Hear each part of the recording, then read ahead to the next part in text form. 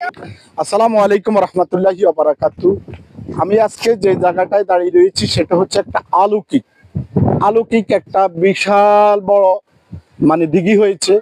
সেই দিঘিটা আজকে আপনাদেরকে সেই দিঘিটার সাথে পরিচিত করাই দিব।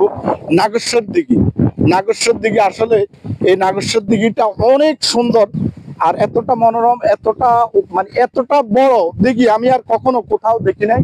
আমার বাংলাদেশে আমি আসলে অনেক ডিস্ট্রিক্টে করছি, আল্লাহ পাক আমাকে অনেক জায়গায় দেখাইছে। আর আমি বিভিন্ন জায়গায় যত বড় বড় দিঘি আছে আমি সব দিঘিতে ঘুরছি বা গেছি। এই দিঘিটা হচ্ছে এমন এক দিঘি, এই দিঘিটা আসলে এই বিশাল, এটা বিশাল আকারের দিঘি। আর এটার অলৌকিক হচ্ছে এটাই, এর পাশে এই যে মসজিদটা, ওই যে মসজিদ, এটা হচ্ছে অলৌকিক মসজিদ।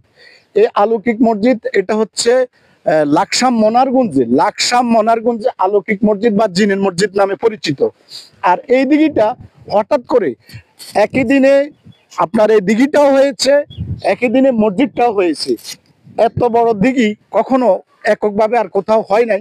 এটা অলৌকিক। মানুষ এই যে এই গ্রামের পাশের মোহল্লার যারা আছে তারাও এই দিঘির সম্পর্কে কেউ কিছু বলতে পারে না, এটা হচ্ছে বাস্তবতা। আর দ্বিতীয়ত, এই মসজিদ কিভাবে হয়েছে এটাও কেউ বলতে পারে না। তো এই আমি এখন যে জায়গাটায় অবস্থান করছি সেটা হচ্ছে নাগেশ্বর দিঘি। এর পাশে হচ্ছে আপনার যশোতিনের দিঘি, পাশে দিয়ে আছে যশোতিনের দিঘি। আর এটা হচ্ছে অলৌকিক দিঘি, যেটাকে নাম বলা হয় অলৌকিক। আর এটার পাশে হচ্ছে আপনার খুবই চমৎকার মসজিদটা এখন বদ্ধ আসলে। সেটা হচ্ছে আপনার অলৌকিক মসজিদ বা জিনের মসজিদ নামে পরিচিত।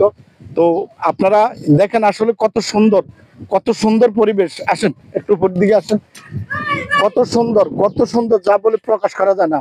আচ্ছা, তো তো সবাই যে যেখান থেকে আমার প্রোফাইল পেজটি দেখছেন সবাই আমাকে একটু লাইক কমেন্ট দিয়ে দিবেন। আপনারা ভালো থাকবেন, নিরাপদে থাকবেন। আর আপনারা আমাকে একটু বলবেন কি ধরনের ভিডিও আপনারা চান।